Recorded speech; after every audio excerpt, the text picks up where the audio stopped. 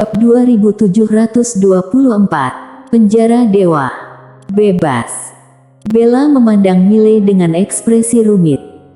Dia tidak menyangka Mile hanya mengobrol dengan wanita kuat ini, dan masalahnya selesaikan begitu saja seperti ini. Ini sangat tidak masuk akal. Pria ini, mulutnya lebih menakutkan daripada kekuatannya. Jika klan Zong terus mengincar Mile ini, pasti tidak jauh dari kematian. Dia diam-diam memutuskan bahwa setelah keluar, apapun yang terjadi dia harus menghentikan klan Zong agar berhenti menargetkan Mile. Melihat semua orang terselamatkan, Mile tersenyum ringan, "Terima kasih."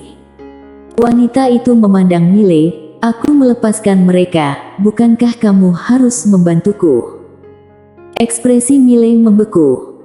Benar saja, segala sesuatu tidak sesederhana itu. Masyarakat di luar memang rumit. Wanita itu berkata, "Tidak mau." Mile tersenyum dan berkata, "Nona, katakanlah." Wanita itu mengangguk, "Menurutku, kamu cukup pandai berbicara. Jadi ikutlah denganku, beri pencerahan kepada kakakku, bagaimana menurutmu?" Mile. Wanita itu memandang Mile, "Apakah ada masalah?" Mile ragu-ragu sejenak, lalu berkata, "Aku belum pernah membujuk orang." Wanita itu berkata dengan serius, "Aku percaya padamu." Mile terdiam. Membujuk orang? Apaan ini? Wanita itu hanya menatap Mile dan tidak berkata apa-apa.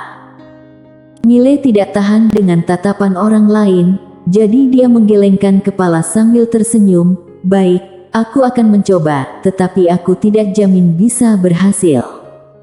Wanita itu mengangguk, "Baik." Mile bertanya, "Pergi sekarang?" Wanita itu mengangguk sedikit, "Ya."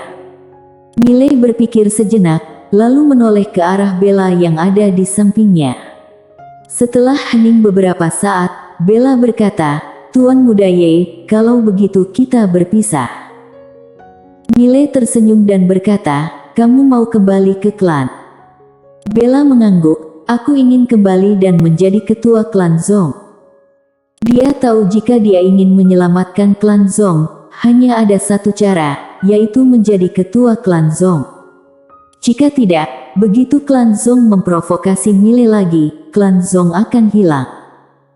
Mile mengangguk, "Oke." Saat berbicara, dia melihat ke arah Yesian dan Sima lagi. Yesian buru-buru berkata, "Aku bersedia mengikuti Tuan Muda Ye. Naik ke Gunung Pedang, turun ke Lautan Api, apapun itu." Sima melirik ke arah Yesian, kemudian dengan cepat berkata, "Aku juga bersedia." "Tuan Muda Ye, mulai sekarang kamu akan menjadi kakakku dan aku akan melakukan apapun perintahmu." Mile tertawa, "Kalau begitu kalian berdua bawa orang-orang kalian ke Akademi Guanxuan di alam semesta dewa. Di sana ada si kecil Kuila akan melayani kalian." Yesian membungkuk dalam-dalam, "Siap laksanakan." Sima mengangguk, "Bagus." Mile memandang ini lagi, ini ragu-ragu sejenak, lalu berkata, "Boleh aku pergi ke akademi kamu?" Mile mengangguk, "Boleh." Ini melirik Mile, "Terima kasih." Mile tersenyum, "Sama-sama." Setelah selesai bicara, dia berbalik dan menatap wanita di sampingnya, "Nona, ayo pergi." Wanita itu mengangguk dan langsung meraih bahu Mile. Saat berikutnya, keduanya merobek ruang waktu dan langsung menghilang di tempat. Bella terdiam sejenak, lalu berbalik dan pergi. Orang-orang lainnya juga pergi satu demi satu. Setelah beberapa saat, seluruh kota reruntuhan mulai bersukaria. Sudah bebas. Dan yang tidak terpikirkan oleh Mile adalah banyak orang di kota reruntuhan ini yang bersedia mengikuti Yesian mereka ke Akademi Guanxuan. Lagi pula, mereka telah terjebak selama bertahun-tahun, semua yang biasa mereka lakukan telah berubah menjadi debu. Bagi mereka yang terpenting saat ini adalah mencari tempat berlindung baru.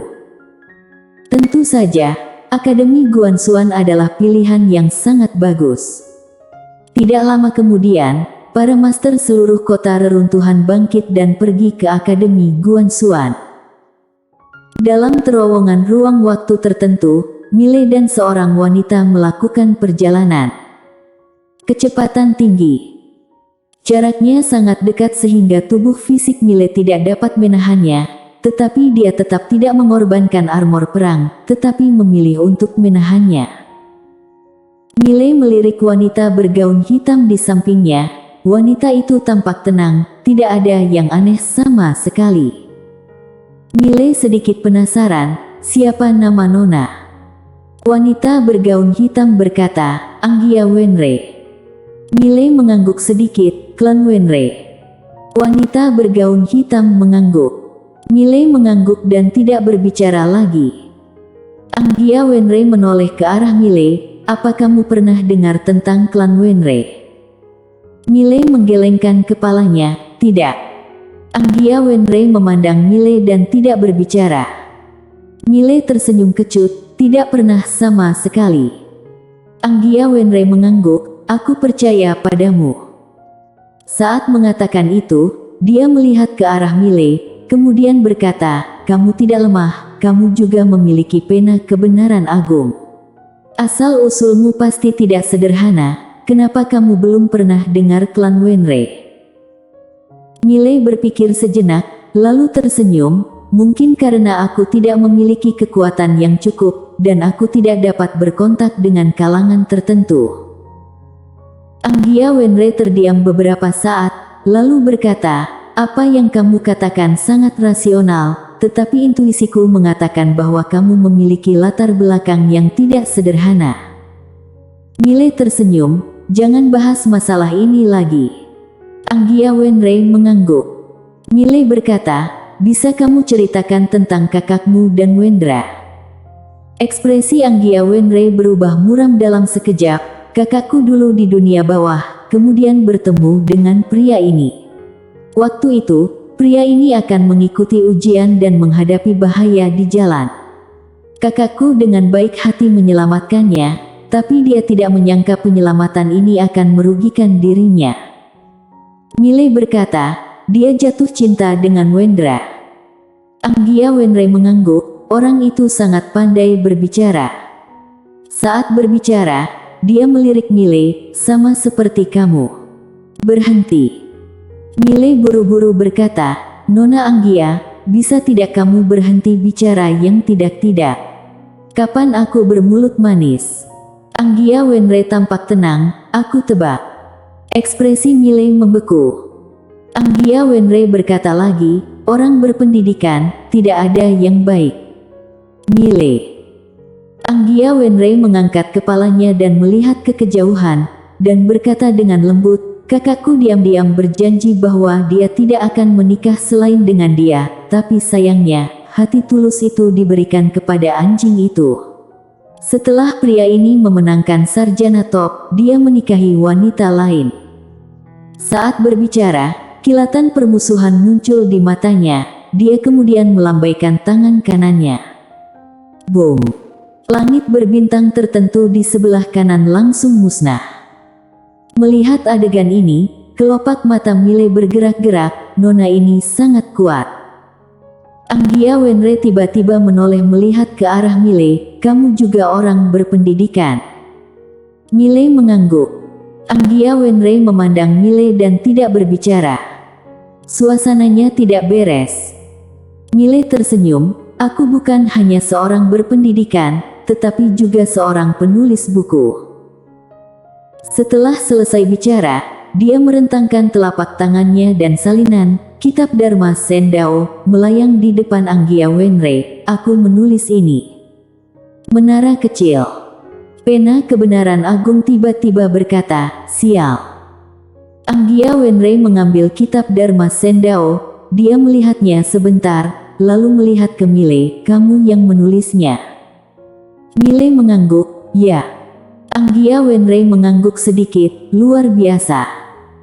Saat berbicara, dia menyerahkan kitab Dharma Sendao kembali kepada Miley. Miley tersenyum dan berkata, orang berpendidikan, ada yang baik dan buruk, aku adalah tipikal yang baik. Anggia Wenrei melirik pena kebenaran agung di pinggang Mile. Bagaimana kamu mendapatkan pena ini? Mile tertawa dan berkata, mungkin karena karisma pribadi orang. Di Bima Sakti, di suatu ruangan tiba-tiba terdengar suara, sial. Sial, ah. Segera, terdengar suara gemuruh di dalam ruangan. Di terowongan ruang waktu, Anggia Wenrei memandang Mile tidak berbicara, seolah ingin melihat ke dalam dirinya. Mile tersenyum dan berkata, apa ada bunga di wajahku? Anggia Wenrei menggelengkan kepalanya, tidak. Tampaknya kata-katamu tulus, tetapi intuisi memberitahuku bahwa ada sesuatu yang salah denganmu. Apakah intuisiku salah? Mile tersenyum ringan, aku tidak menjebak nona apapun, kenapa aku harus berbohong padamu?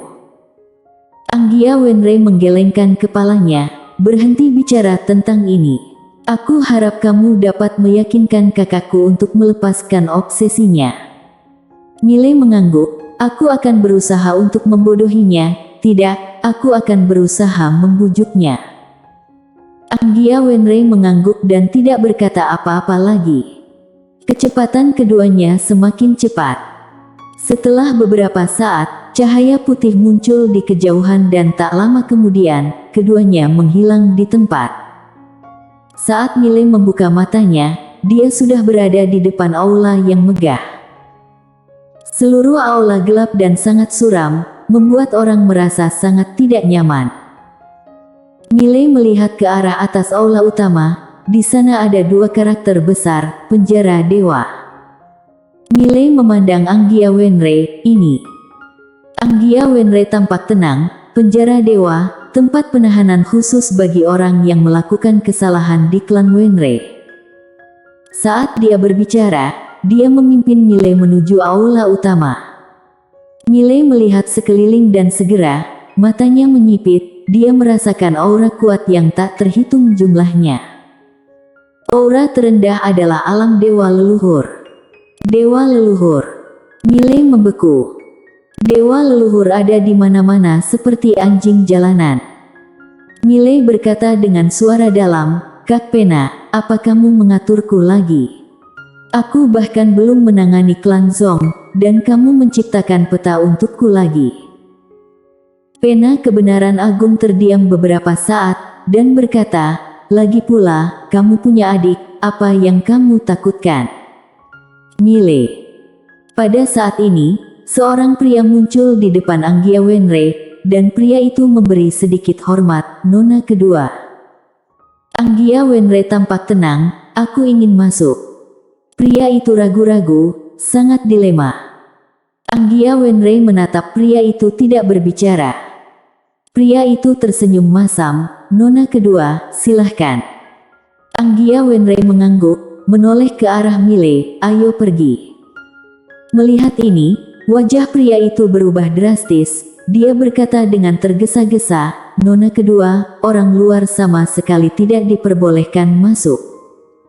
Anggia Wenrei memandang pria itu, apakah ayahku punya anak laki-laki?